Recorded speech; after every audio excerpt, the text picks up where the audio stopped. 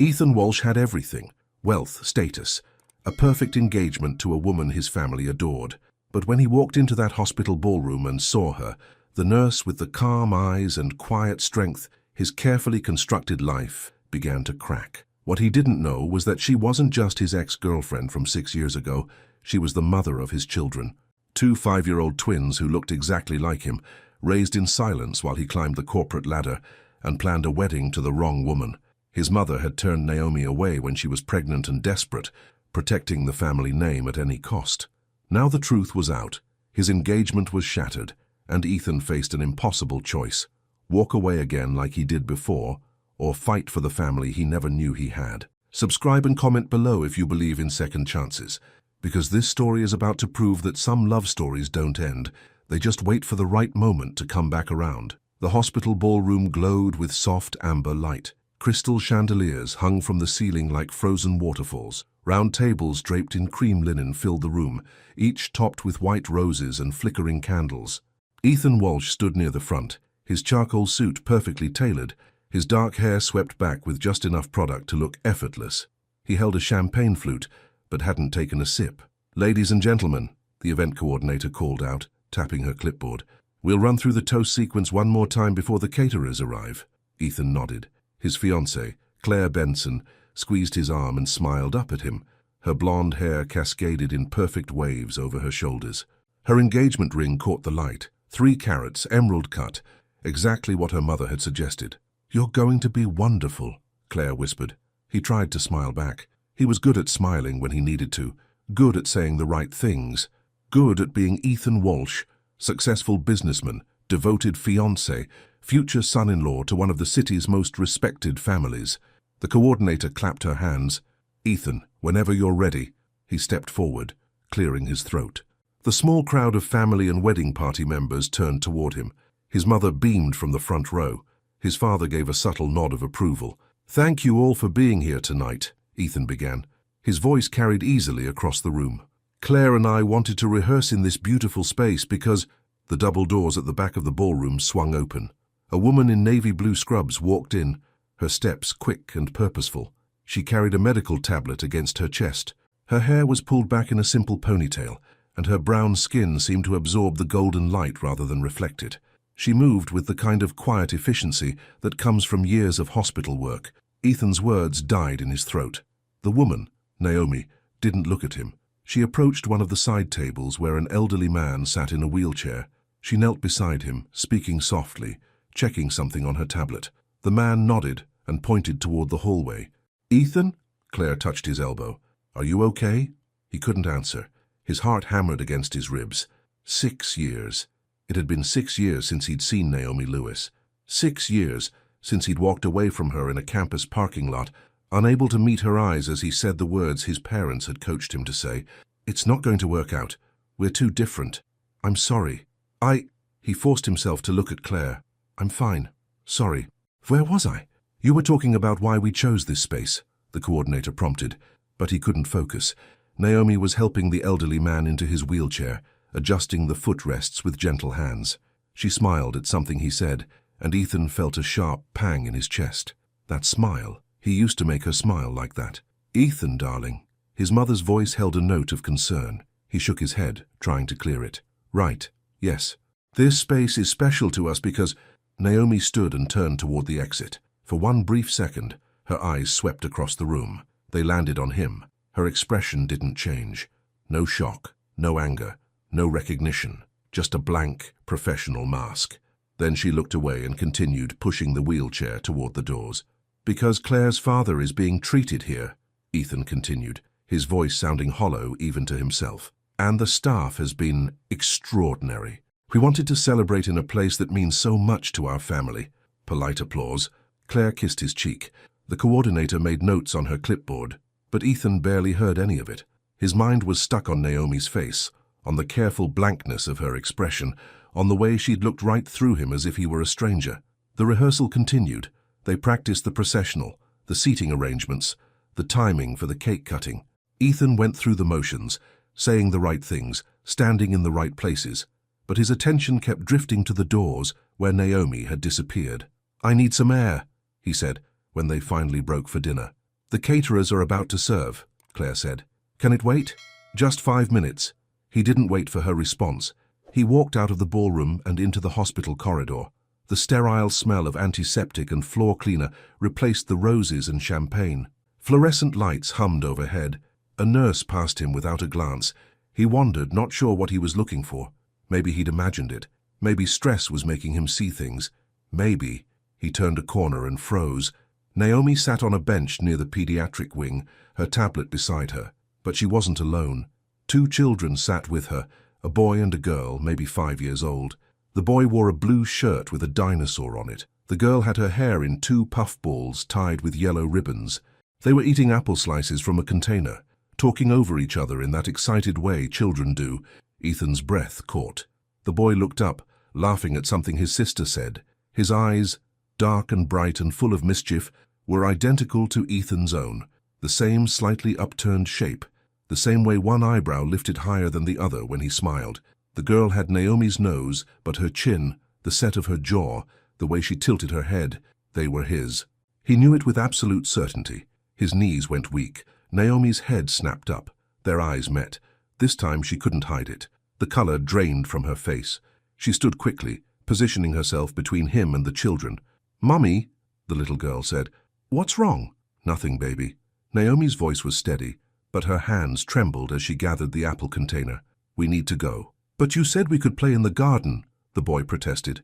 "Not today, Noah." Ethan took a step forward. "Naomi, don't." The word came out sharp. She softened it immediately, glancing at the children. "Please, not here. I just want to talk. Lily, Noah, go wash your hands in the bathroom right there. I'll be right here. Don't go anywhere else." The children looked between them, sensing something wrong but not understanding what. The boy, Noah, grabbed his sister's hand, and they walked to the nearby bathroom, looking back over their shoulders. As soon as they were out of earshot, Naomi turned on him. Her eyes blazed. "What are you doing here?" "My engagement party, the rehearsal. It's in the ballroom."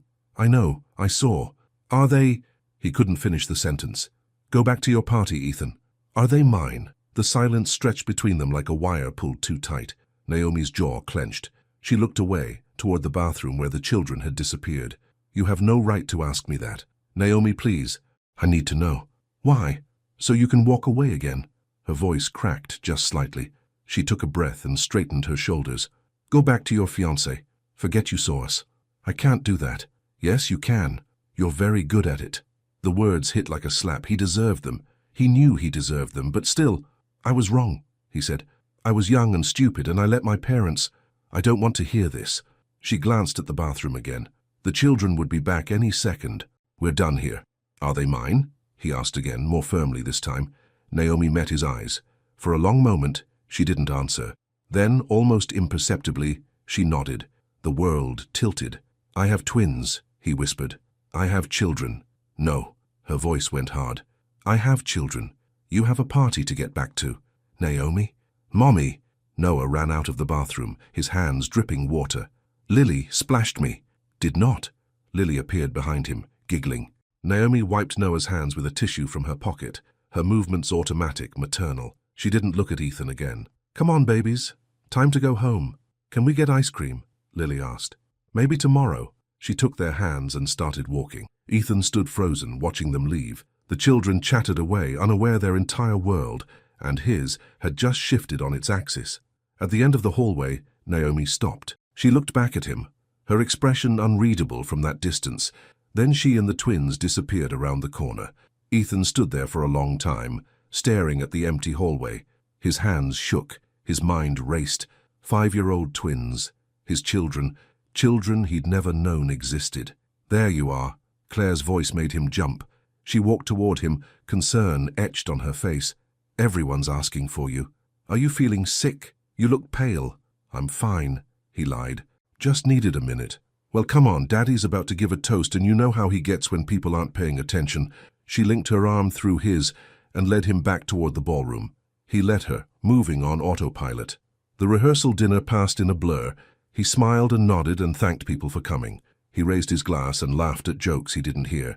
But all he could see were those 2 little faces, Noah's mischievous grin, Lily's yellow ribbons, the way they'd held each other's hands. His children, When the evening finally ended, he drove Claire home, kissed her goodnight, and went back to his penthouse apartment. The city lights stretched out below his windows like a carpet of stars. He poured himself a scotch and didn't drink it. He pulled out his phone and opened a search browser. His fingers hovered over the keys. Then he typed, Naomi Lewis, pediatric nurse. Several profiles came up.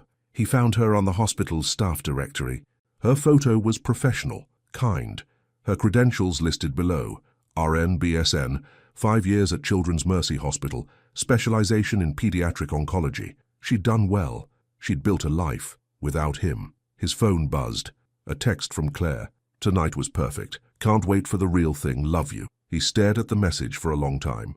Then he set the phone down and walked to the window. Somewhere out there, in a part of the city he probably didn't know, Naomi was putting 2 children to bed. His children. Reading them stories, tucking them in, kissing their foreheads, doing all the things he should have been doing for 5 years. He pressed his forehead against the cool glass. What had he done?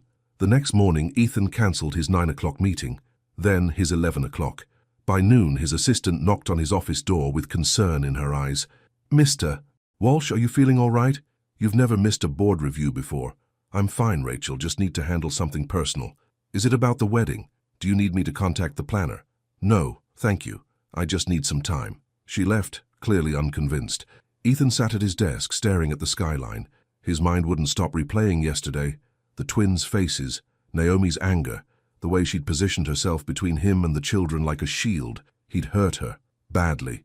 He'd known that 6 years ago, but seeing it in her eyes yesterday made it real in a way it had never been before. His intercom buzzed. Mr. Walsh? Your mother is on line 2. He closed his eyes. Of course she was. Put her through. Ethan, darling. His mother's voice dripped with cheerful authority. I just wanted to tell you how beautifully you spoke last night. Everyone was so impressed. The Bensons are lucky to have you. Thanks, Mom. Although you did seem a bit distracted during dinner. Is everything all right? Everything's fine. Good. Because your father and I were thinking we should host a small gathering before the wedding. Just close family and the Bensons' inner circle. We want to make sure everyone feels connected. This marriage is very important. Merger. She'd almost said merger. I have to go, Mum. Oh, but I haven't told you about the yacht club idea. I'll call you later. He hung up before she could respond. Then he grabbed his jacket and walked out of the office. Cancel everything for today, he told Rachel on his way past her desk. But Mr. Walsh, everything. He drove across the city, not entirely sure where he was going until he pulled into the hospital parking lot. The building rose above him, all glass and steel and purpose.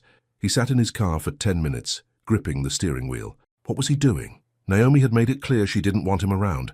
She had every right to feel that way. He should leave. Go back to his office. Focus on his wedding, his business, his carefully planned life. But he couldn't. He got out of the car and walked inside. The pediatric ward was on the 4th floor. He took the elevator, his heart pounding harder with each passing floor. The doors opened to reveal a long corridor decorated with colorful murals, butterflies, rainbows, smiling suns.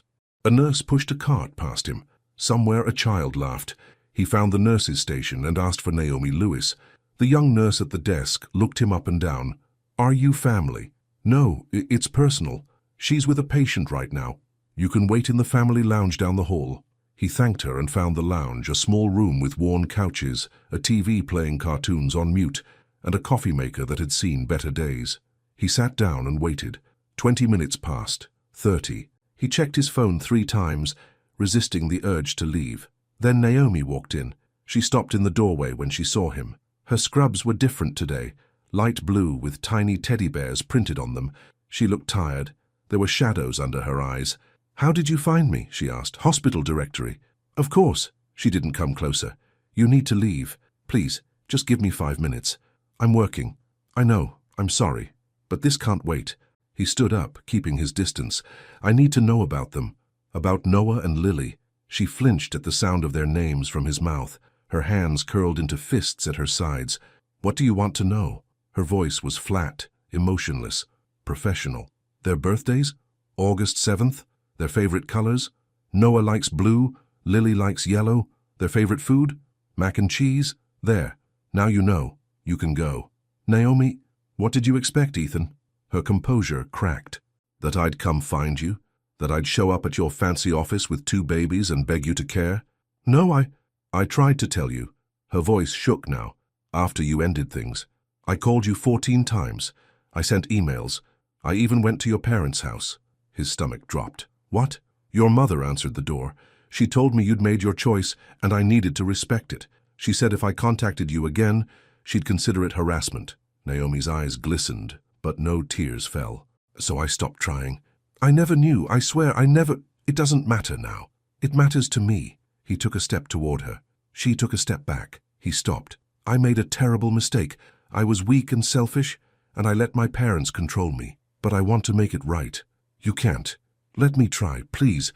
Let me meet them properly. Let me... They don't know who you are. The words hit him like a punch.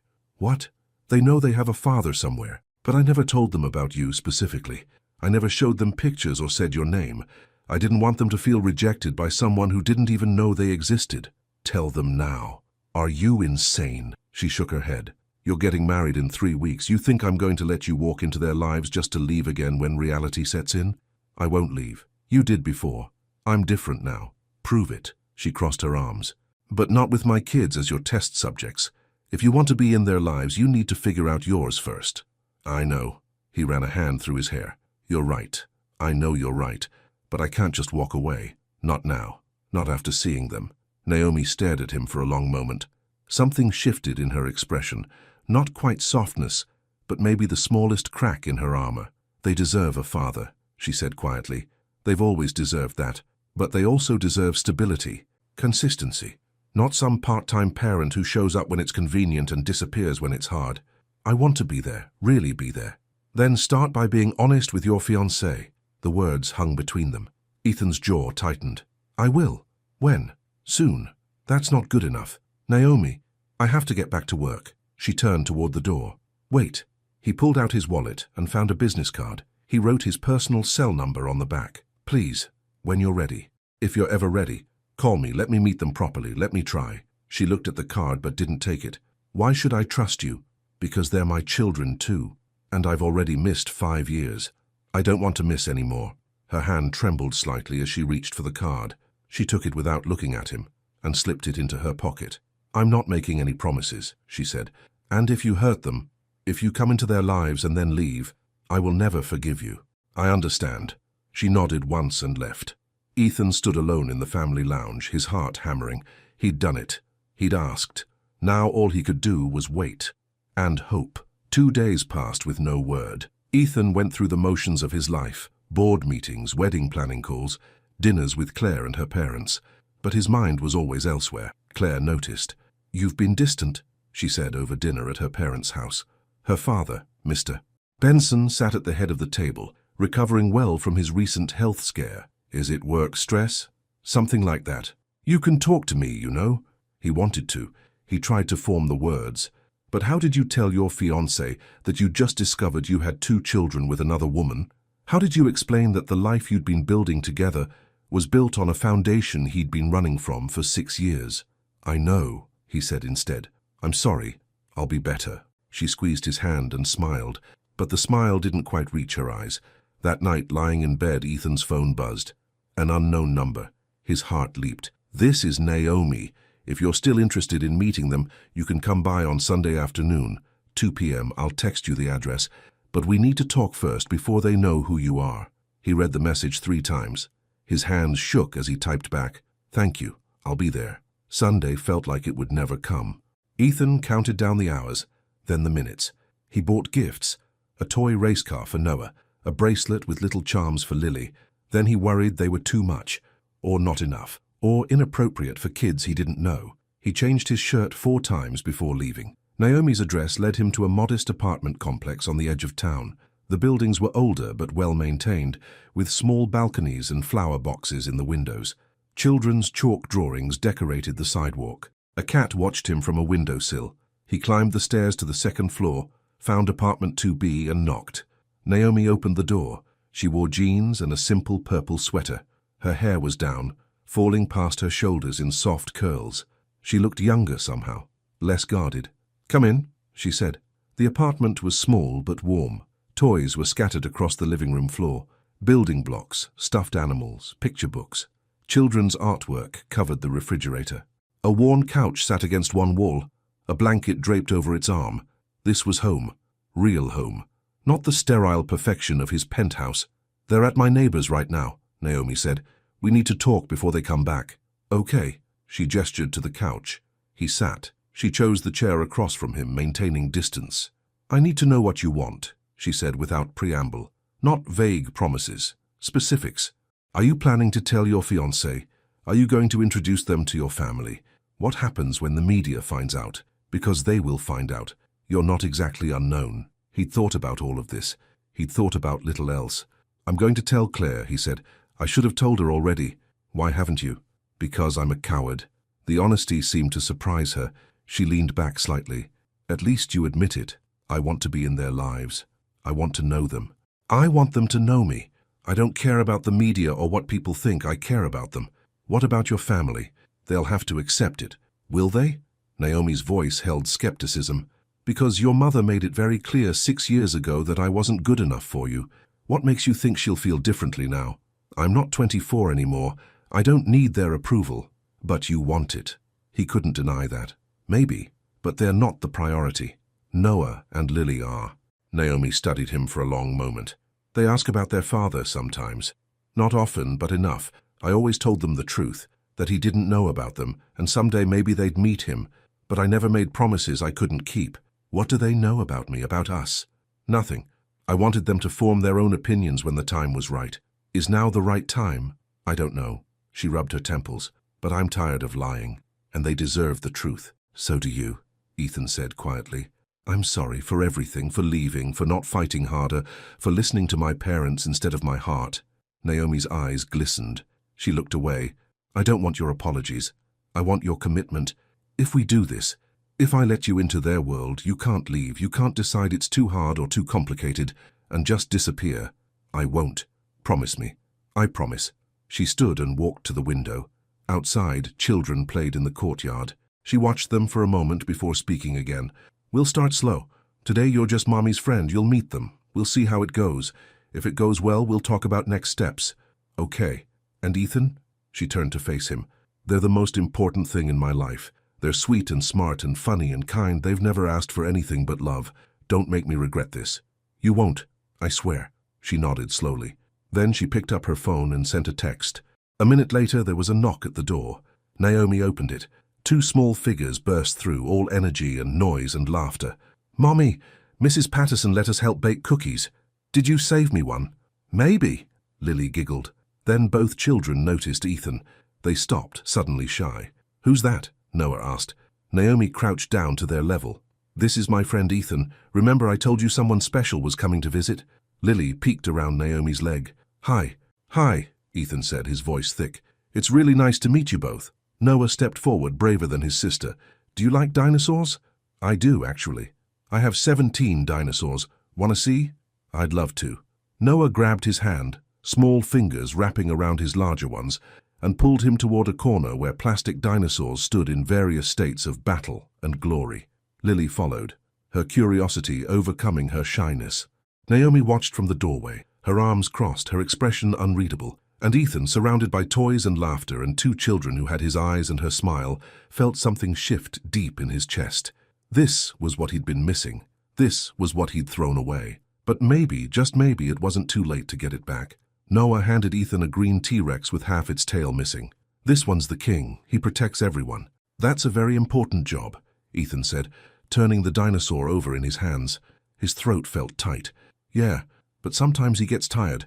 Then the Triceratops helps." Lily climbed onto the couch beside them, clutching a stuffed bunny. "I like the flying ones best, the ones with big wings." "Pterodactyls," Noah corrected. "That's what I said." "No, you said kids," Naomi interrupted gently. "How about we have some juice and cookies? Then maybe Ethan can read you a story before quiet time." Both children cheered and ran to the kitchen table. Ethan stood slowly, still holding the T-Rex. Naomi took it from him and set it back with the others. "You okay?" she asked quietly. "Yeah, they're amazing." "They are." Her voice softened slightly. "Come on. Apple juice waits for no one." The kitchen was tiny, barely room for the small table and 4 mismatched chairs. But it was bright, cheerful. A child's drawing of a rainbow hung on the wall beside a calendar, covered in colorful stickers marking activities and appointments. Naomi poured juice into plastic cups, decorated with cartoon animals. The cookies were slightly burned at the edges, but smelled wonderful. Noah immediately grabbed two. Lily took one and broke it in half, offering a piece to her stuffed bunny. "So, Ethan," Naomi said, sitting down with her own cup of coffee. "Noah was just telling me about his school project. What was it again, baby?" "We have to draw our family." Noah's mouth was full of cookie crumbs. "Mrs. Henderson said we can put anyone we want, even pets." "We don't have a pet," Lily reminded him sadly. "I know, but maybe someday." "Maybe," Naomi agreed, "if you both keep being responsible with your other chores." Ethan watched them, memorizing details. The way Noah swung his legs under the chair, the way Lily hummed softly while she ate. The easy affection between them, quick touches, shared glances, the language of siblings who genuinely liked each other. "Do you have any pets, Ethan?" Lily asked. "No. I live in an apartment building that doesn't allow them." "That's sad." "It is," he agreed. "I always wanted a dog when I was your age." "Me too." Noah bounced in his seat. "A big one that could play fetch." "I want a cat," Lily said. "A fluffy white one." "You two can't even agree on what show to watch," Naomi teased. "How would you agree on a pet?" "We'd get both," Noah declared. "Problem solved." Everyone laughed. The sound filled the small kitchen with warmth. Ethan felt something loosen in his chest, a knot he'd been carrying for days, maybe years. After cookies, Naomi ushered the children to wash their hands and faces. Ethan helped clear the table, navigating the small space carefully. His penthouse kitchen was 3 times this size, and he'd never felt as comfortable in it. "They like you," Naomi said quietly, rinsing the cups. "That's good, but also dangerous." "What do you mean?" "I mean they get attached quickly. And if you're not serious about this—" "I am. You say that now. But wait until it gets complicated. Wait until your fiancé finds out, your parents, your business partners." She dried her hands on a towel. "Everyone's going to have an opinion. Everyone's going to pressure you. Let them." She turned to face him fully. "You didn't fight for us before. I know, and I'll regret that for the rest of my life." He kept his voice low, aware the children could return any moment. "But I'm not that person anymore. Or maybe I am, but I'm trying not to be. I'm trying to be better. For them, or for yourself. Both." The honesty seemed to catch her off guard. She opened her mouth to respond, then closed it as Noah and Lily ran back in, their faces damp and shiny. "Story time," Lily announced. Okay. Naomi laughed. "Go pick a book, one book. I know how you two operate." They raced to the bookshelf in the living room, immediately debating which story to choose. Naomi shook her head fondly. "Fair warning," she told Ethan. "They'll want you to do all the voices." "I can handle that. We'll see." The children returned with a well-worn copy of a picture book about a bear who couldn't sleep. They settled on either side of Ethan on the couch, pressed close against him like it was the most natural thing in the world. His heart hammered. He opened the book and began to read. His voice shook on the first few words, but he found his rhythm. When he reached the grumpy owl character, he made his voice scratchy and low. Noah giggled. When the mouse appeared, he went high and squeaky. Lily clapped her hands. By the end of the story, both children were leaning heavily against him, drowsy and content. Naomi watched from the kitchen doorway, her expression impossible to read. "All right, monsters," she said softly. "Quiet time. Say thank you to Ethan." "Thank you," they chorused sleepily. "Can you come back?" Noah asked. Ethan looked at Naomi. She gave the smallest nod. "I'd like that," he said. "If it's okay with your mom." "It's okay," Lily said confidently. "Mommy smiles more when you're here." Naomi's expression shifted. Surprise, then something softer and more vulnerable. She cleared her throat. "Go on, babies. Rest time." The children hugged him, quick, unself-conscious embraces that left him breathless. Then they padded off to their room, arguing quietly about who got which stuffed animal.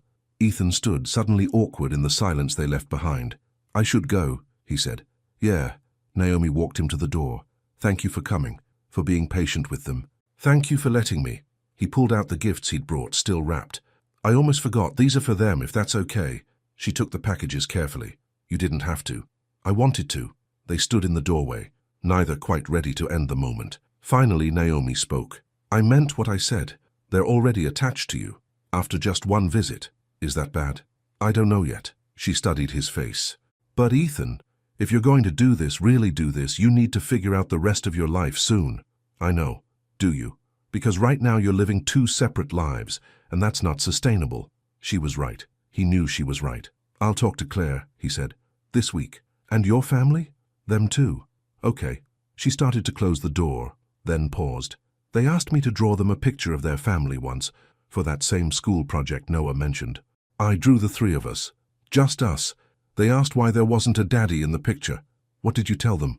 That their daddy lived far away, but loved them very much, even though he couldn't be there.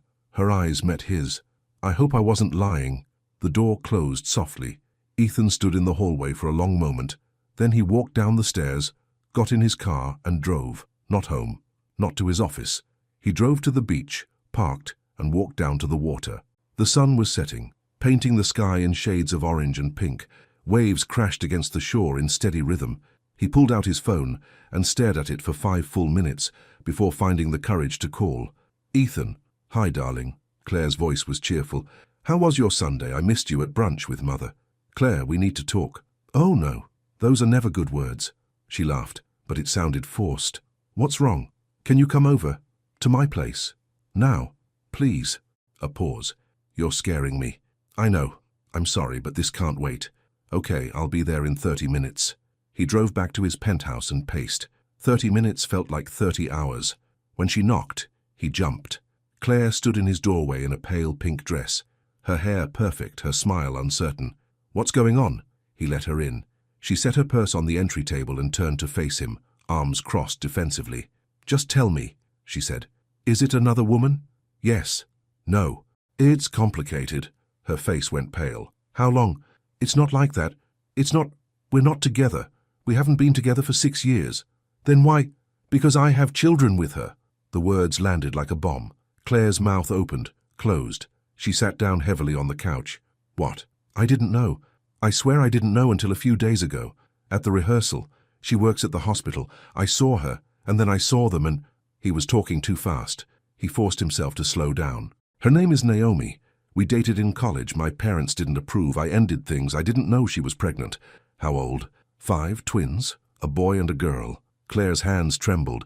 She pressed them together in her lap. You saw them a few days ago? At our rehearsal? Yes? And you're just telling me now? I needed time to process, to understand, to what? Figure out if you wanted to be with her instead? No? That's not... Then what, Ethan? Her voice cracked. Tears filled her eyes. We're getting married in 3 weeks. 3 weeks, and you're telling me you have children with another woman? I'm sorry. Sorry. She laughed bitterly. You're sorry? I should have told you sooner. I should have been honest from the start. About what? That you were still in love with your ex? I'm not... He stopped. Was he? He didn't know. He didn't know anything anymore, except that seeing Naomi again had cracked something open inside him. Something he'd been trying to ignore for 6 years. Claire wiped her eyes. Tell me about her. What? The mother of your children. Tell me about her. Ethan sat down, keeping distance between them. Her name's Naomi Lewis. She's a pediatric nurse. She's strong and independent, and she raised our children alone because I was too weak to stand up to my family. Do you love her? I don't know. I loved her once, a lot. Maybe I never stopped. More tears fell down Claire's cheeks, but she didn't look away. What about me? I care about you, I do. You're kind and smart, but you don't love me the way you love her. He wanted to lie, wanted to say the right thing, but she deserved honesty. No, he said quietly. I don't think I do. Claire stood. She walked to the window and stared out at the city lights for a long time. When she spoke again, her voice was steady. My father really likes you. Claire, he told me last week that he was proud to have you as a son-in-law, that you reminded him of himself at your age. Ambitious, focused, successful. I'm sorry. Stop saying that. She turned to face him. I'm not stupid, Ethan. I've known for weeks that something was off. The way you'd zone out during wedding planning, the way you'd look at me sometimes like you were trying to convince yourself of something. It's not about you. You're wonderful. Any man would be lucky, but not you. She smiled sadly. And you know what? That's okay. I'd rather know now than after we're married and miserable. You're being very understanding. No, I'm being realistic. She collected her purse. I deserve someone who looks at me the way you look when you talk about her. Someone who doesn't have to convince himself. What do you want me to do? Be honest. With yourself. With her. With those kids. She walked to the door. "And, Ethan? Don't screw this up again. Those children didn't ask for any of this." "I know." She left without another word. The door clicked shut behind her, and Ethan stood alone in his perfect empty apartment. He should feel relieved. He should feel free. Instead, he felt terrified. The next morning, his phone exploded. Text from his mother. Claire's mother just called. "What have you done?" Text from his father. "Office. Now." Text from his assistant. "The board is asking questions. Please advise." Text from Claire. "I told my parents we broke up due to fundamental differences. I didn't mention the children. You should tell your family yourself." He called Naomi.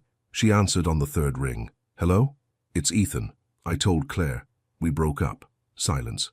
Then, "Are you okay?" The question surprised him. "I'm fine." Freaking out a little, but fine. "Did you tell her about the kids?" "Yes. Everything." "How did she take it?" "Better than I deserved. She was kind, understanding. She said," his voice caught, "she said I shouldn't screw this up again." "Smart woman." "Yeah."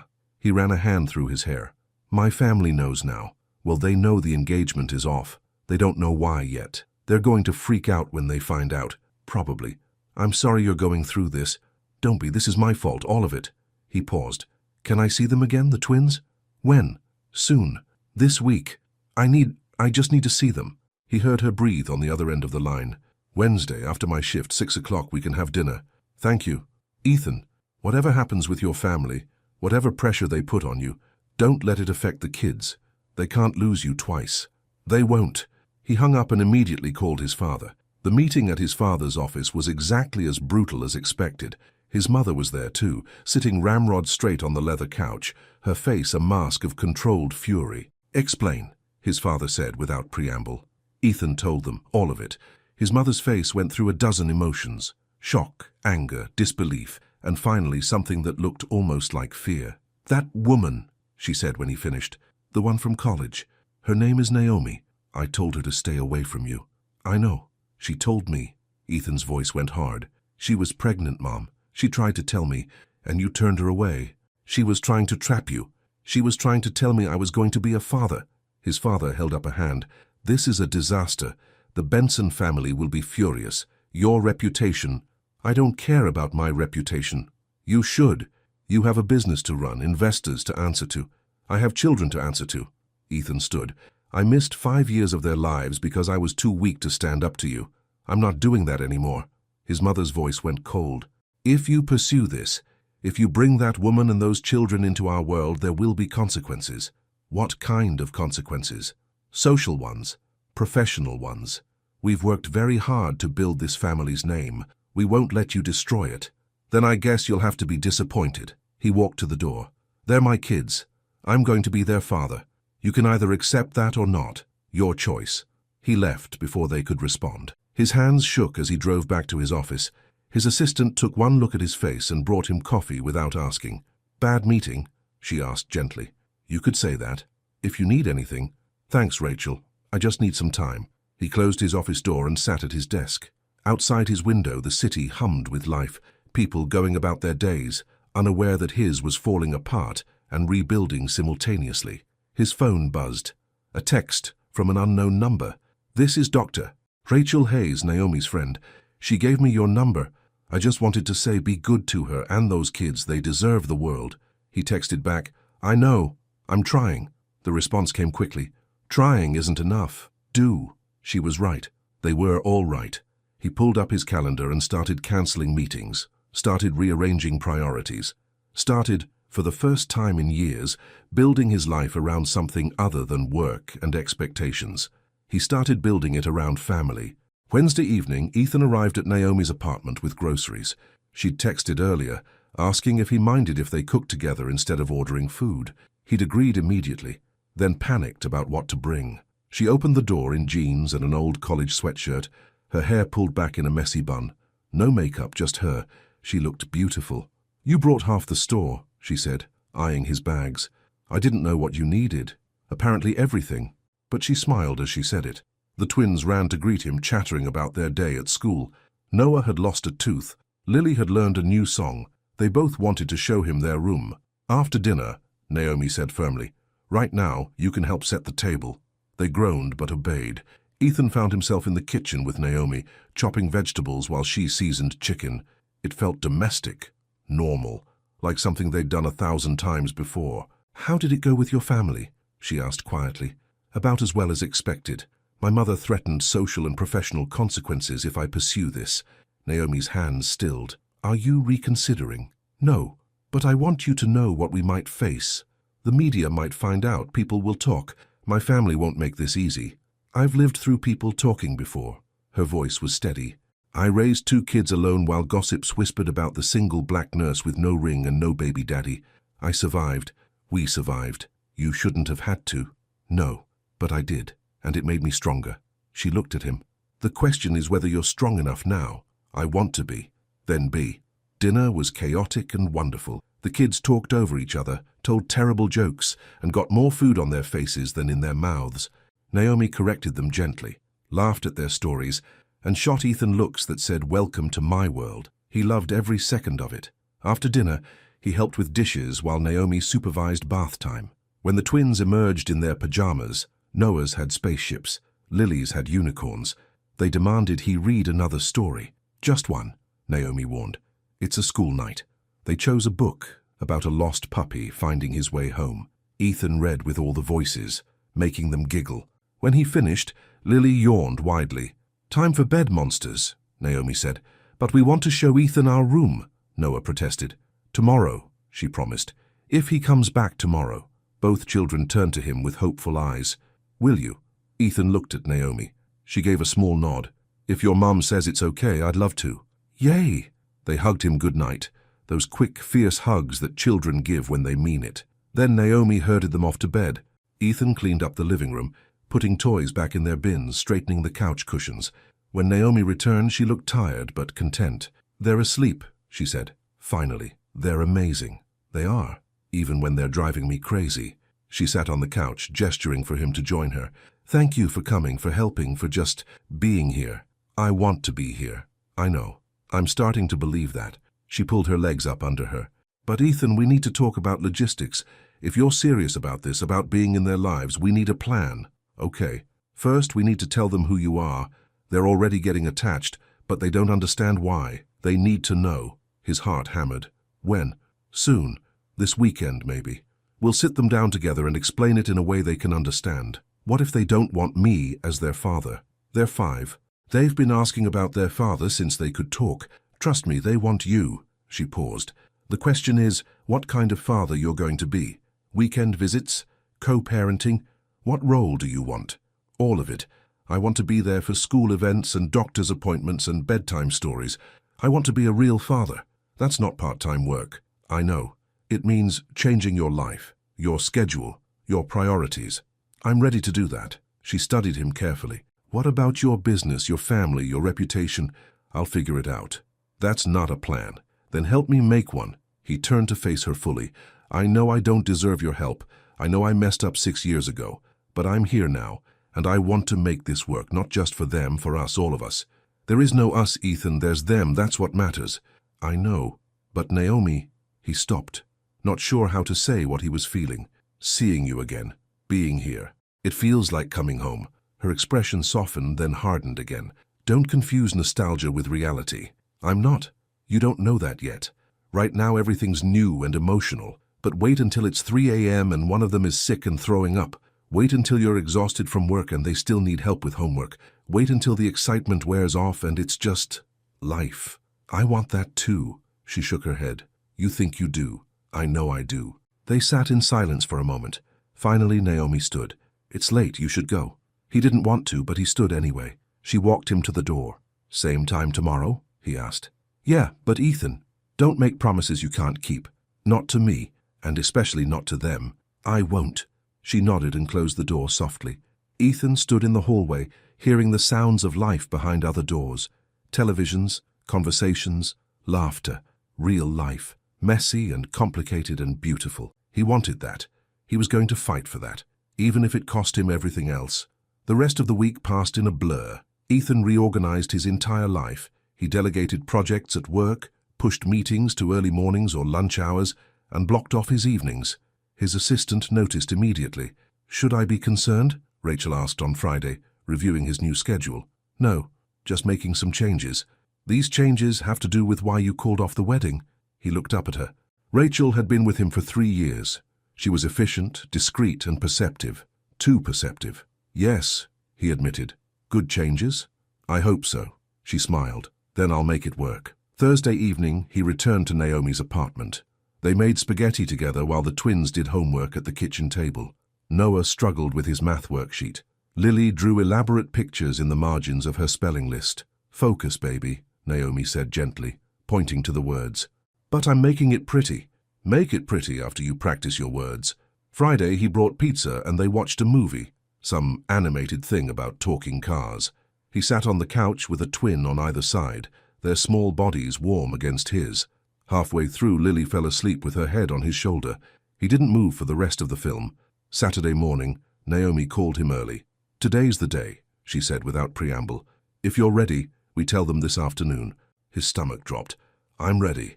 Come over at 2. We'll talk to them together. He arrived 15 minutes early, too nervous to wait. Naomi let him in. She wore a simple blue dress and looked as nervous as he felt. Where are they? He asked. Playing in their room. I told them we needed to have a family talk. What did they say? Noah asked if they were in trouble. Lily wanted to know if we were getting a pet. She smiled slightly. Kids have interesting priorities. They sat on the couch. Ethan's hands wouldn't stop shaking. Naomi noticed and, after a moment's hesitation, covered his hand with hers. It's going to be okay, she said softly. What if they don't want me? They already want you. Now we're just giving them the whole truth. She called the children. They came running, then slowed when they saw both adults' serious faces. Are we in trouble? Noah asked again. No, baby. Come sit. Naomi patted the couch between them. They climbed up, looking between the adults with wide eyes. Ethan's heart hammered so hard he was sure they could hear it. Naomi took a deep breath. You know how you've asked me about your daddy? About where he is and why he doesn't live with us? Both children nodded solemnly.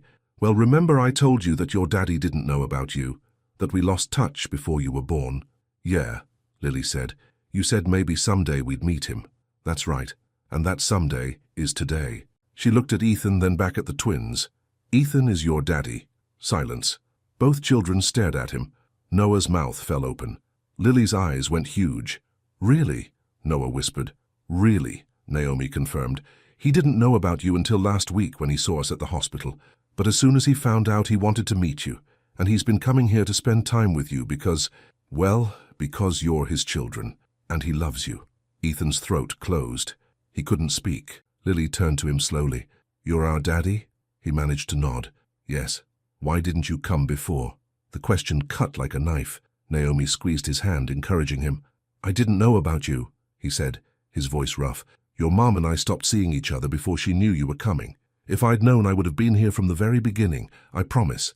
But you know now? Noah asked. Yes, and I want to be here now, if that's okay with you. The twins looked at each other, having one of those silent conversations only siblings can have. Then Lily launched herself at him, wrapping her small arms around his neck. I always wanted a daddy, she said into his shoulder. Noah climbed onto his lap.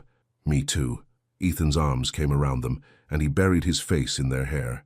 Tears ran down his cheeks. He couldn't stop them. Naomi's hand touched his shoulder briefly before she stood and walked to the kitchen, giving them a moment. He heard her blow her nose quietly. Can we call you Daddy? Lily asked, pulling back to look at him. I'd like that. Very much. Daddy! Noah tested the word. Then louder. Daddy! Inside voice, Naomi called from the kitchen, laughing through what sounded like tears. The rest of the afternoon was a whirlwind. The twins wanted to show him everything. Their room, their toys, their drawings, their favorite books. They talked non-stop, asking questions, telling stories, as if they needed to fit 5 years of conversations into one afternoon. Do you like dinosaurs? I already showed you, but do you really like them? What's your favorite color? Can you come to my school show? Do you have a big house? Can we visit your house? Do you know how to play checkers? Ethan answered every question patiently. Yes, he really liked dinosaurs. His favorite color was blue. He would love to come to any school show. Yes, he had a house, well, an apartment. Yes, they could visit. No, he didn't know how to play checkers, but they could teach him. At dinner, chicken nuggets and vegetables. Noah suddenly got quiet. What's wrong, baby? Naomi asked. Are you and Daddy getting married? Ethan choked on his water. Naomi's eyes went wide. No, honey, we're not. Why not? Jenny's mommy and daddy live together. Well, every family is different. Your daddy and I are friends. We both love you very much, but we're not married. But you could get married, Lily said matter-of-factly. Then we could all live together. It's not that simple, baby. Why not? Naomi looked at Ethan helplessly. He cleared his throat. Your mom and I need to take things slow, he said carefully. Right now we're focusing on being the best parents we can be for you. The rest, we'll figure it out as we go. But you'll keep coming to visit? Noah asked anxiously. Every day if your mom lets me. Both children turned to her with pleading eyes. We'll work something out, she promised. After dinner, Ethan helped with bath time for the first time. It was chaos. Water everywhere, soap in Noah's eyes, Lily's lengthy explanation about why her rubber duck needed a voice. But it was wonderful. He read them 2 bedtime stories. They made him do all the voices again. When he finished, they each hugged him tightly. I love you, Daddy, Lily whispered. His heart stopped. Started again. I love you too, sweetheart. Love you, Daddy, Noah echoed, already half asleep. Love you, buddy. Naomi stood in the doorway, watching. When the children were settled, she turned off the light, leaving just the nightlight glowing softly. In the living room, they both collapsed on the couch. That was intense, Ethan said. That was them on their best behavior. Wait until you see a full meltdown. I can handle it. She turned to look at him. You did well today, really well. Thank you for letting me, for trusting me with this. Don't thank me yet, the hard part's just starting. What do you mean? I mean now we have to figure out how this actually works. Custody arrangements, financial support, how much time they spend with you, where you fit in their daily routine. She rubbed her temples. And we have to do it while protecting them from whatever fallout comes from your world. My lawyer can draw up something formal, whatever you want. I don't want lawyers involved unless we have to. I want us to work this out like adults. Okay, tell me what you're thinking. She pulled her legs up under her. They need consistency, a schedule they can count on. So maybe you come here 3 evenings a week for dinner and bedtime. Weekends we can alternate or split. Holidays we'll have to negotiate and... She hesitated. Eventually, when you're ready, they can stay at your place overnight. When I'm ready? You live in a bachelor pad, Ethan. No toys, no kid-safe anything. Before they can stay there, you'll need to child-proof. Get beds for them. Make it feel like home. I can do that. This weekend if you want. Slow down. Let's see how the next few weeks go first. And financially? I don't want your money. Naomi, I'm serious. I've supported them for 5 years. I can keep supporting them. But you shouldn't have to. Not alone. Not anymore. He leaned forward. I want to help with everything. Daycare, clothes, activities, college funds, all of it. We can discuss it, but I'm not taking anything unless we agree on terms. Fair enough. They sat in silence for a moment. Then Ethan asked the question that had been nagging at him all day. Why did you let me in so easily? After everything I did, after how I left, you could have shut me out completely. Why didn't you? Naomi looked at her hands. Because I remember what it felt like not having a father. My dad left when I was 3. I have 2 memories of him, too. And I spent my whole childhood wondering why I wasn't enough to make him stay. Naomi, I didn't want that for them. I didn't want them wondering, always wondering. So when you showed up and said you wanted to be involved, I had a choice. I could punish you for leaving me, or I could give them what I never had. She met his eyes. I chose them. You're an incredible person. I'm a mother. It's what we do. His phone buzzed. He glanced at it and grimaced. What? Naomi asked. My mother. 3rd call today. You should probably talk to her. I know. I've been avoiding it. You can't avoid it forever, especially if they're going to be part of the twins' lives. That's a big if. They're the kids' grandparents, Ethan. Like it or not, that matters. He knew she was right, but the thought of his mother anywhere near Noah and Lily made him anxious. One step at a time, Naomi said gently. Focus on building your relationship with the kids first. The rest will follow. He nodded and stood. I should go. Let you get some rest. She walked him to the door. Same time Monday. I'll be here. And Ethan, thank you. For today. For being honest with them. For making them feel wanted. They are wanted. More than anything. She smiled. Small and genuine and beautiful. I know. They know it too. He left feeling lighter than he had in years. Driving home, he couldn't stop replaying the evening. The twins calling him Daddy.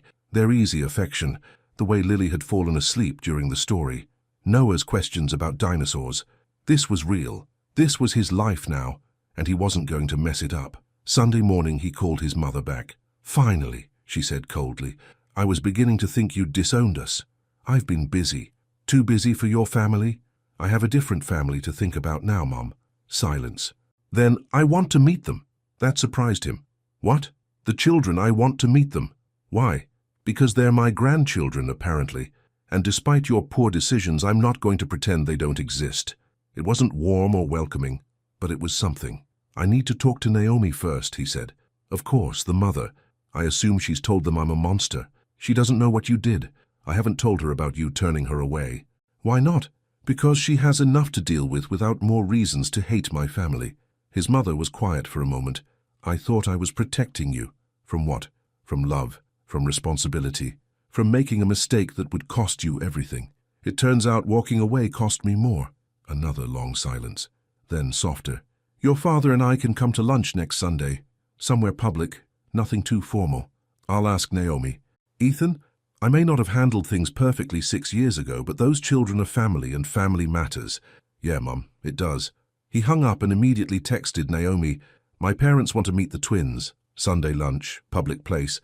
I know it's soon, but they're pushing. What do you think?" Her response took 20 minutes. "Let me think about it." This is a big step. He understood. He was asking a lot. That afternoon he went furniture shopping. If the twins were going to eventually stay with him, he needed to make his apartment feel like home. He bought 2 small beds, colorful bedding, a bookshelf, toy bins, and enough stuffed animals to start a zoo. The delivery guy raised an eyebrow. "Big family." "Getting there," Ethan said. He spent Sunday afternoon transforming his guest room.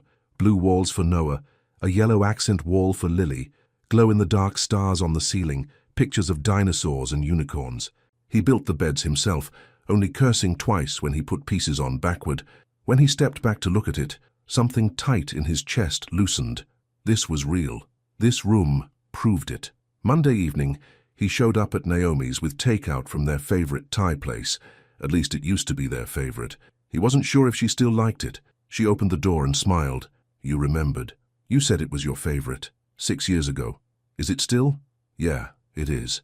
The twins were thrilled to see him, talking over each other about their day at school. After dinner, Naomi pulled him aside while the kids played. "I thought about your parents," she said. "I think we should wait a few more weeks. Let the kids get more comfortable with you first before we add more people." "That's fair. But Ethan, when we do meet them, you need to make something very clear." "What?" "That how they treat me is how they treat your children. I won't have the twins confused about why their grandmother looks down on their mother. My mum's not—" He stopped. "Okay, she can be difficult, but I'll handle it. You better, because I won't tolerate anyone, family or not, making my kids feel less than." "Our kids?" She blinked. "What?" "You said my kids. They're our kids." A smile tugged at her lips. "Our kids." "You're right." The next few weeks fell into a rhythm. Ethan came for dinner 3 nights a week. He attended Noah's class presentation on planets. He sat through Lily's dance recital, filming every second even when she forgot the steps and just twirled in circles. He learned their routines. Noah liked his sandwiches cut diagonally. Lily needed her stuffed bunny to sleep. They both hated broccoli but would eat it if you called it trees and let them dip it in ranch dressing. He learned how to braid hair, badly, but Lily appreciated the effort. He learned the names of every dinosaur in Noah's collection. He learned that bath time was actually 30 minutes of negotiation, followed by 10 minutes of actual washing. And slowly, carefully, he learned Naomi again too. The way she hummed while cooking, the way she closed her eyes when she was tired but trying to stay awake, the way she laughed at the twins' jokes, even the terrible ones, the way she'd catch his eye across the room and they'd share a moment of understanding, the silent language of parents dealing with chaos. One evening, after the twins were asleep, they sat on the couch with tea. It had become their routine, a few quiet minutes before he left. "You're good at this," Naomi said. "At what?" "Being a dad. I wasn't sure you would be, but you are. I'm trying. It shows." She set down her tea. "The kids are happier, more settled." Noah's teacher said he's been talking about his dad non-stop. "Really?" "Really. And Lily drew a family picture last week. For the first time it had 4 people in it instead of 3. Ethan's throat tightened. "Can I see it?" Naomi pulled out her phone and showed him a photo. 4 stick figures holding hands, 2 tall, 2 small. Names written in shaky letters above each one. Mummy, Daddy, Noah, Lily. She made me take a picture before she turned it in, Naomi said softly. She wanted to make sure you saw it. He couldn't speak, just stared at the image of this family, his family, drawn in crayon and love. Ethan? Naomi's voice was gentle. You okay? Yeah, I never thought I'd have this. Have what? A family. A real one. Not the image my parents wanted me to create, but this.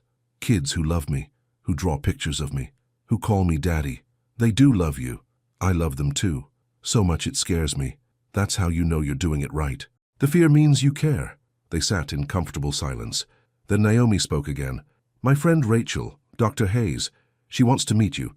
She's been my support system through all of this. The twins call her Auntie Rachel. I'd like to meet her. She's protective, fair warning. I'd expect nothing less. Naomi smiled. We could do brunch this weekend. Casual. If you're free. I'm free. Okay. It's a date. She paused.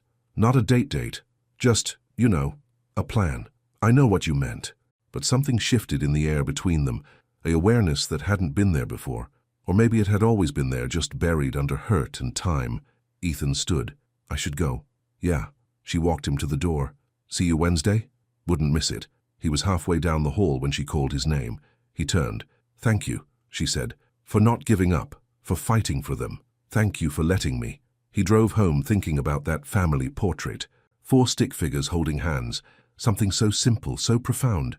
He was part of something now, part of a whole, and he was never letting go. Saturday brunch was at a small cafe near the hospital.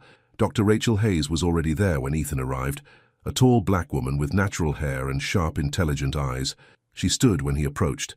Dr. Hayes, he said, extending his hand. She shook it firmly. Call me Rachel. Naomi's told me a lot about you. All bad, I'm sure.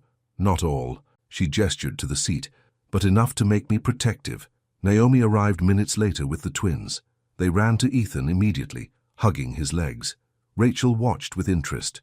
Hey, buddy. Hey, princess, Ethan said, ruffling their hair. Did you behave for your mom this morning? Mostly, Naomi said, laughing. Noah only argued about his shirt for 10 minutes instead of 20. That's improvement. They ordered food, pancakes for the kids, omelets for the adults. The twins chattered away, completely comfortable. Ethan cut Noah's pancakes into smaller pieces. Naomi wiped syrup off Lily's face. Rachel observed it all quietly. After the meal, when the twins were distracted by the coloring pages the waitress brought, Rachel leaned forward. So, she said, what are your intentions? Rachel, Naomi warned. No, it's a fair question. Rachel's eyes stayed on Ethan. You've been in their lives for what, a month? You're playing house, showing up for dinner, being superdad. But what happens when it gets hard? When the media finds out? When your family pushes back? When being a father starts interfering with your business deals? Rachel, Naomi said more firmly. I'm not playing house, Ethan said calmly. I'm building a relationship with my children, and yes, it's new, yes, I've made mistakes, but I'm committed to this, to them. For how long? Forever. That's a big promise. It's the only one that matters. Rachel studied him for a long moment. Then she sat back. Good, because if you hurt those kids, or Naomi, I know people, hospital people. We have access to very sharp instruments. Noted. And Ethan? She won't say this because she's too proud, but she's been doing this alone for 5 years. She's exhausted. She's broke. She's been working double shifts to pay for everything. If you're serious about being their father, you need to step up financially too. Rachel, Naomi's face flushed. That's not... I told you. Someone needs to say it. Rachel's voice softened. You're too stubborn to ask for help, so I'm asking for you. Ethan looked at Naomi. Her jaw was tight, her eyes bright with embarrassment and anger. Can we talk about this later? He asked quietly. Privately. There's nothing to talk about, Naomi said. There's plenty to talk about, but not here. Not now. He glanced at the twins who were watching curiously. Later, please. She nodded stiffly. The rest of brunch was slightly awkward, but the twins' energy made it impossible to stay tense for long. They demanded Ethan look at their coloring pages. They told Rachel about how Daddy was teaching them to play checkers. When they finally left, Rachel hugged Naomi tightly. I'm sorry, she whispered. I shouldn't have said all that. You're not wrong, but it's complicated. I know. Just take care of yourself too, okay? Not just them. After Rachel left, Ethan suggested a walk in the nearby park. The twins ran ahead to the playground. Naomi walked beside him, arms crossed. I'm sorry about Rachel, she said. She means well, but she's right. She's not. I don't need Naomi. He stopped walking. Can we sit? They found a bench within view of the playground. The twins were already climbing and laughing. Rachel's right, Ethan said. I've been so focused on building a relationship with them that I haven't thought about the practical stuff. You've been carrying everything alone. I chose that, but you don't have to anymore. I want to help with everything. Daycare, groceries, clothes, activities, medical bills, college funds, all of it. I'm not a charity case. You're the mother of my children. You're working yourself to exhaustion to give them a good life. Let me help make that life easier. I don't want your guilt money. It's not guilt money, it's support, it's what fathers do. She looked at him, her expression conflicted. I've been independent for so long. It's hard to... I know, but you don't have to do everything alone anymore. You have me now. Let me be their father in every way, not just the fun evening visits. She was quiet for a long time. Finally, she nodded. Okay, but we do this right. We sit down and figure out actual numbers, fair amounts. I don't want you just throwing money at the situation. Deal. And Ethan, this doesn't change anything between us. We're co-parents. That's all. I know. But as he said it, watching her profile against the afternoon sun, he wondered if that was true. Because somewhere between bedtime stories and dinosaur lectures and family portraits, something had shifted. He wasn't just falling for his children. He was falling for their mother again, too. The next few weeks brought changes. Some small, some significant. Ethan set up a bank account for child support and expenses. They worked out a budget together at Naomi's kitchen table, carefully dividing costs. She insisted on keeping it fair, refusing to let him pay for everything. I'm still their mother, she said firmly. I still contribute. I never said you didn't. I know. But I need you to understand, I'm not looking for someone to rescue me. I'm not trying to rescue you. I'm trying to be a partner in this. She looked up from the spreadsheet they'd been working on. A partner? In parenting? Yes. Something flickered across her face. Too quick to read. Okay. Partners. The financial arrangement eased some of Naomi's stress. She cut back to regular shifts instead of doubles. She had energy to play with the twins in the evenings instead of collapsing on the couch. She smiled more. Ethan noticed everything. He noticed how she tucked her hair behind her ear when she was thinking, how she bit her lip when the twins asked difficult questions, how her whole face lit up when they did something that made her proud. He was noticing too much, feeling too much. One evening in mid-November, after the twins were asleep, they sat on the couch as usual. But tonight felt different. The air felt charged somehow. My parents are asking again about meeting them, Ethan said carefully. Naomi sighed. I know we can't avoid it forever. We don't have to do it until you're ready. I don't know if I'll ever be ready. She pulled a throw pillow into her lap. Your mother turned me away when I was pregnant and scared. How am I supposed to sit across from her and pretend that didn't happen? You don't have to pretend, but Naomi, she's trying, in her own way. Is she? Or is she just doing damage control? Maybe both, but the twins deserve to know their grandparents, even if those grandparents are complicated. She knew he was right. She'd told him the same thing about his mother weeks ago. Okay, she said finally, but ground rules. We meet somewhere public, somewhere the kids feel comfortable. And if your mother says one word that makes them feel unwanted or less than, we leave. Agreed. And you tell her about what she did, about turning me away. She doesn't get to pretend that never happened. I will, I promise. They scheduled lunch for the following Sunday at a family-friendly restaurant with a small play area. Ethan called his parents that night. Finally, his mother said, I was beginning to think you'd never allow it. Before we do this, we need to talk about what happened 6 years ago. I don't see how that's relevant. It's completely relevant. Naomi came to you when she was pregnant. She tried to tell me about the babies, and you turned her away. Silence. Mom, I thought she was lying, or trying to trap you. She was telling the truth, and you kept me from knowing my children for 5 years. I was protecting you. No, you were protecting your image, your plans for me. His voice hardened. I'm telling you this now so you understand. If you want to be part of their lives, you treat Naomi with respect. You don't look down on her. You don't make subtle comments about her background or her choices. You treat her like the incredible mother she is. I understand. Do you? Because, Mom, I'm not 24 anymore. I'm not going to choose your approval over my children. I said I understand. Her voice was tight. I'll be civil. I need more than civil. I need kind. Another pause, then softer. I can do that. Sunday arrived too quickly. Ethan picked up Naomi and the twins from their apartment. The kids were excited, dressed in their good clothes. Noah wore a button-up shirt that he kept trying to untuck. Lily had a yellow dress with white tights. "You look beautiful, Princess," Ethan said. "Mommy did my hair special." Lily touched the ribbons carefully. Naomi looked beautiful too, in a simple navy dress and flats. But she was pale, her jaw tight. "You okay?" Ethan asked quietly. "No, but let's do this anyway." His parents were already at the restaurant when they arrived. His father stood as they approached, tall, silver-haired, distinguished in his suit, even on a Sunday. His mother wore pearls and a cream-colored dress. She looked nervous. The twins hid behind Naomi's legs. "Noah, Lily," Ethan said gently. "These are my parents, your grandparents. This is Grandpa Robert and Grandma Patricia." His mother stepped forward slowly.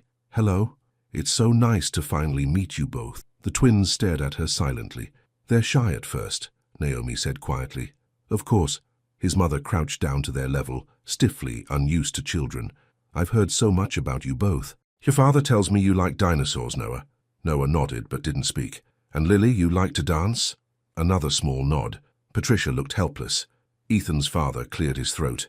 "Perhaps we should sit down," he suggested. "Order some food. Give everyone time to get comfortable." They moved to the table. The twins sat between Ethan and Naomi, still quiet. The adults made awkward small talk while they looked at menus.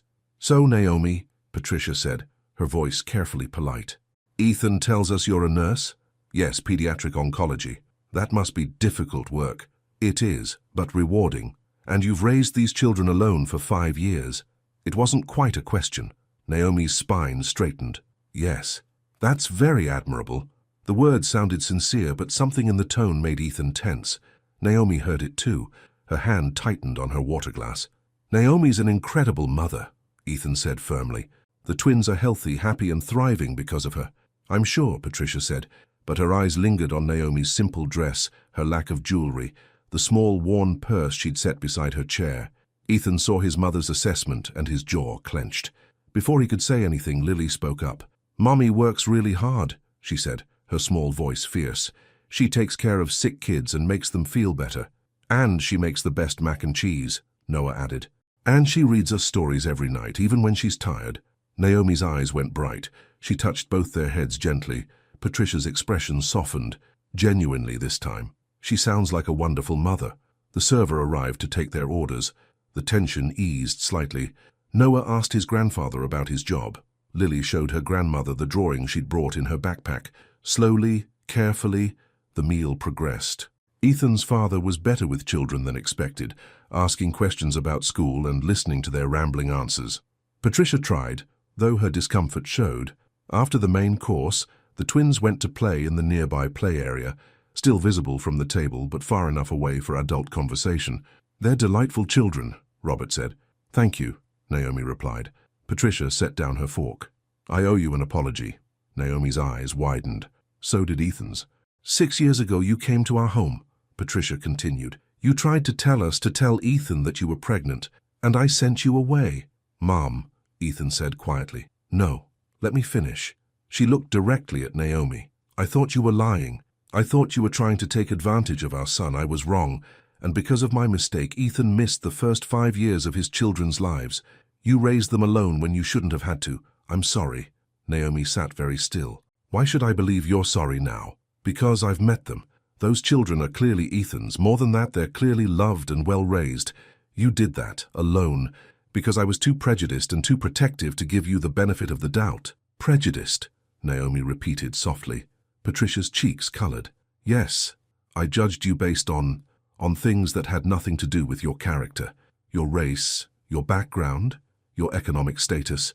I was wrong on all counts. Being sorry doesn't undo what happened. No, it doesn't, but I'd like a chance to be part of their lives going forward, if you'll allow it." Naomi looked at Ethan. He gave a small nod. The decision was hers. "They need all the family they can get," Naomi said finally. "But if you ever make them feel less than because of who their mother is, you won't get a second chance." "Understood." Robert leaned forward. "We'd also like to help, financially. College funds, at minimum." "And that's between you and Ethan," Naomi interrupted. "Anything that involves the children we discuss together first." "Of course." He looked at his son. "You've chosen well. She's formidable." "I know," Ethan said, his eyes on Naomi. The twins returned, bringing energy and chaos back to the table. Patricia asked if they'd like dessert. Their eyes went huge. "Can we, Mommy?" Lily asked. "Say please," Naomi reminded. "Please?" "Okay. One dessert to share." They ordered chocolate cake. Both grandparents watched with amusement as the twins devoured it, getting frosting everywhere. "They're just like Ethan was at that age," Patricia said. "He once got an entire piece of birthday cake in his hair." "Mom," Ethan groaned. "It's true. We have pictures." "I want to see," Noah declared. "I'll have to find them for you." Naomi smiled, a real smile this time. "I'd like to see those too." As they prepared to leave, Patricia pulled Naomi aside while Ethan helped the twins wash their hands. "Thank you," Patricia said quietly, "for giving us this chance. I'm doing it for them, not for you. I know, but still, thank you. And Naomi, for what it's worth, I think you're exactly what Ethan needs. You always were." Naomi didn't know what to say to that. Patricia squeezed her hand briefly, then turned to say goodbye to the twins. In the car afterward, the twins chatted about their grandparents. They'd liked Grandpa Robert's jokes. Grandma Patricia seemed nice, but a little scary. "That's accurate," Ethan muttered. Naomi laughed, the first genuine laugh all day. That evening, after the twins were asleep, she sat beside Ethan on the couch. "Your mother surprised me," she admitted. "She surprised me too." "Do you think she meant it? The apology?" "I think so. My mother doesn't apologize easily, or ever, really. She said something strange when we were leaving." "What?" Naomi hesitated. "That I'm exactly what you need, that I always was." Ethan's heart hammered. "What do you think about that?" "I think it's complicated." "Yeah." They sat in silence. The apartment was quiet except for the hum of the refrigerator and distant traffic. "Ethan." "Yeah? What are we doing?" He looked at her. "What do you mean?" "This. Us. We're not just co-parents anymore, are we?" His breath caught. "Do you want to be?" "I don't know. I'm scared." "Of what?" "Of this not working. Of you leaving again. Of the kids getting hurt." She turned to face him fully. "But I'm also scared of missing something real because I'm too afraid to try." "Naomi." "I feel it too," she said softly. "Whatever this is between us, I feel it every time you walk through that door. Every time you read them stories or help with homework or make them laugh. Every time you look at me like you're looking at me right now. How am I looking at you? Like you did 6 years ago, before everything fell apart." He reached out slowly, giving her time to pull away. She didn't. He tucked a curl behind her ear. "I never stopped," he said. "Even when I tried to move on, even when I convinced myself I was happy, you were always there, in the back of my mind, in my heart. That's not fair. I know. None of this is fair. But it's true." She leaned into his touch slightly. "What if we try and it ruins everything? What if we mess up the co-parenting? What if we don't?" He cupped her face gently. "What if it works? That scares me more." "Me too." They sat frozen, inches apart, both terrified of the next move. Finally, Naomi closed the distance. The kiss was soft, tentative. 6 years of hurt and hope wrapped into one gentle touch. When they pulled apart, both were breathing hard. "We should probably talk about this," Naomi whispered. "Probably. Set boundaries, go slow, very slow. For the kids' sake." "Absolutely." Then they were kissing again. Less tentative this time. His hand slid into her hair. Her fingers gripped his shirt. 6 years of missing each other poured into the moment. When they finally broke apart, both were flushed. "Okay," Naomi said breathlessly. "That was, yeah, we need rules. Lots of rules. The kids can't know we're figuring this out. Not yet. Not until we're sure." "Agreed. And we take it slow, really slow, no rushing." "Slow, got it." She stood up, putting distance between them. "You should probably go." "Right. Yeah." He stood too, running a hand through his hair. "Same time Wednesday?" "Wednesday. Yes." At the door he paused. "Naomi?" "Yeah?" "I'm not going anywhere. Not this time. No matter what happens with us, I'm staying for them. And for you, if you'll let me. I want to believe that. Then let me prove it." She nodded, and he left before he could kiss her again. The next weeks were a study in restraint. They maintained their usual routine with the twins, but everything felt different now, charged. Every accidental touch lingered. Every shared smile held more weight. They stole moments when they could, a kiss in the kitchen while the twins played in their room, his hand covering hers on the couch, her head on his shoulder while they watched a movie after bedtime. They didn't tell anyone. Not Rachel, not his parents, not the twins. This was theirs, fragile and new, and they protected it carefully. One evening in early December, Ethan arrived to find Naomi stressed and exhausted. "What's wrong?" he asked immediately. "Nothing. Everything. I don't know." She rubbed her temples. "The hospital's doing layoffs. My position is safe, but some of my colleagues aren't. The ones who have been there longer than me. It doesn't feel fair. I'm sorry." And Noah's school called. He got in a fight. Well, not a fight exactly. Another kid said something about us, about our family, and Noah pushed him. "Is he okay?" "Physically, yes. Emotionally?" She shook her head. "He won't talk about it." "Where is he?" "In his room. He's been there since we got home." Ethan set down his things. "Can I talk to him? Please." He found Noah sitting on his bed, arms crossed, face stormy. He looked so much like Ethan in that moment it was startling. "Hey, buddy, can I come in?" Noah shrugged. Ethan sat on the edge of the bed. "Your mum said you had a tough day. I don't want to talk about it." "Okay, we don't have to talk. We can just sit." They sat in silence for a minute. Then Noah spoke, his voice small. "Tyler said we're not a real family." Ethan's chest tightened. "Why did he say that?" "Because you don't live with us. Because you're white and we're not. Because—" His voice cracked. "He said mums and dads who love each other live together. And since you don't live here, you must not love us." "Noah, look at me." Noah turned, his eyes red. "That boy doesn't know what he's talking about. We are a real family. It might look different than his family, but that doesn't make it less real. But why don't you live with us if you love us?" The question gutted him. "It's complicated, buddy. That's what grown-ups say when they don't want to explain." "You're right. Okay, here's the truth.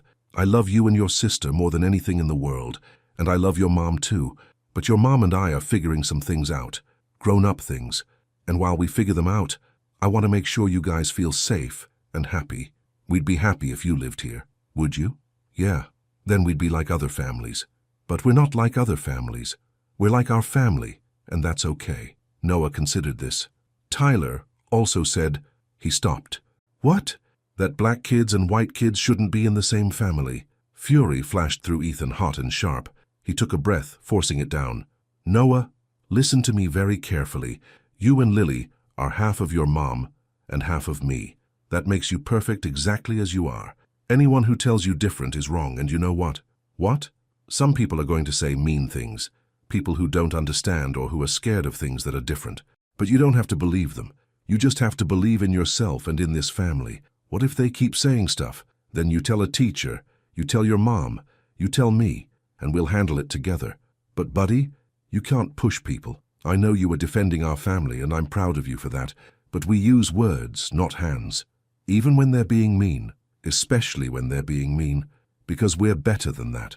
Noah nodded slowly. "Sorry I pushed Tyler. You need to apologize to him too, but I understand why you did it." "Dad? Yeah? Do you wish we looked like you?" The question broke his heart. "Never. Not for a single second. You and Lily are the most beautiful kids I've ever seen. You look like your mom, and there's nothing more beautiful than that." Noah finally smiled. "She is pretty. Very pretty. Are you going to marry her?" Ethan's breath caught. "Would you want that?" "Yeah. Then you could live here and we'd be together all the time. Let me work on that, okay?" Noah hugged him tight. Ethan held his son, feeling the weight of every question, every hurt, every hope. When he came back to the living room, Naomi looked up anxiously. "He okay?" "He will be, but we need to talk." He told her everything Noah had said. Her eyes filled with tears. "I knew this would happen eventually," she said. "Kids can be cruel, but I thought we'd have more time." He asked why I don't live here. "What did you tell him?" "That we're figuring things out, that I love all of you." She wiped her eyes. "And what are we figuring out exactly?" "Whether you'll let me back in, all the way. Not just as their father, as—" "Don't. Naomi, don't ask me that yet, please." She stood, pacing. "This is already so complicated, and now the kids are getting hurt because of it. Because of us. Because we don't fit into people's neat little boxes. Who cares about their boxes?" "I do. Because they're the ones who have to live in this world. They're the ones who'll face questions and comments and—" Her voice broke. "I can't protect them from everything." "No, but we can protect them together, can we? Because right now I feel like I'm drowning and I don't know how to—" He crossed to her, pulling her into his arms. She resisted for a moment, then collapsed against him, crying into his shoulder. "We'll figure it out," he said into her hair. "All of it. The kids, the comments, us. We'll figure it out together. I'm scared. Me too. But Naomi, I'm not going anywhere. I promise you, I'm not leaving again. She pulled back to look at him, searching his face. How can you be so sure? Because leaving you the first time almost destroyed me, and now I have 3 reasons to stay instead of 1. I'm not losing you again. Any of you.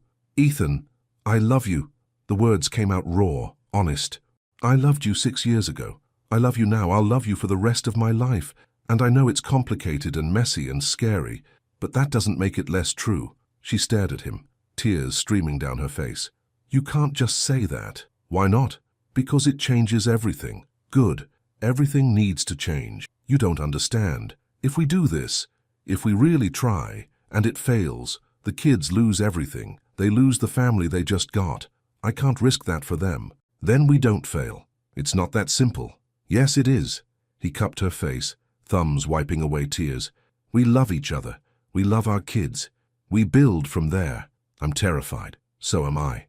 But Naomi, I'd rather be terrified with you than safe without you. She laughed through her tears. That's a terrible line, but it's true. She kissed him then, hard and desperate and full of hope. When they broke apart, she rested her forehead against his. I love you too, she whispered. I never stopped. Even when I hated you, even when I tried to forget you, I never stopped loving you. So what do we do now? I don't know, but we figure it out. Together. Together, he agreed. They stood in the middle of her living room, holding each other, building something new from broken pieces, and for the first time in 6 years, both of them believed it might actually work. Christmas came quickly. Ethan asked if the twins could spend Christmas Eve at his apartment for the first time. After some negotiation, Naomi agreed. He decorated his entire apartment, a real tree, lights, stockings, with their names on them. He bought too many presents. He learned how to make hot chocolate from scratch. When they arrived, the twins' eyes went huge. Daddy, it's like Santa lives here. Not quite, but I tried. They spent the evening baking cookies, messily with flour everywhere. They watched Christmas movies. They hung ornaments on the tree. Naomi relaxed into the couch beside Ethan. The twins sprawled between them. It felt like home, like family, like everything they were building toward. That night, after the twins were tucked into their beds, Ethan and Naomi sat by the tree. Thank you for this, she said softly, for making it special for them. Thank you for sharing them with me. Ethan, I've been thinking about what Noah asked, about why you don't live with us. His heart hammered. And I don't know if I'm ready for that yet, but maybe we could talk about what that might look like. Eventually. Eventually. No promises. But maybe. He kissed her temple. Maybe is enough. Christmas morning, the twins woke everyone at dawn. They tore through presents with enthusiastic chaos. Noah loved his new dinosaur set. Lily adored her art supplies. They both cried happy tears when they opened the matching bracelets Naomi and Ethan had picked out together, one for each twin with their birthstones. Later, they went to Naomi's apartment for Christmas dinner with Dr. Rachel. Ethan's parents stopped by briefly with more gifts, his mother less stiff now, trying harder with the children. As the day wound down and the twins fell asleep on the couch, wrapped in blankets and full of cookies, Naomi leaned against Ethan. This is good, she said. Yeah, this is what I wanted for them, for us.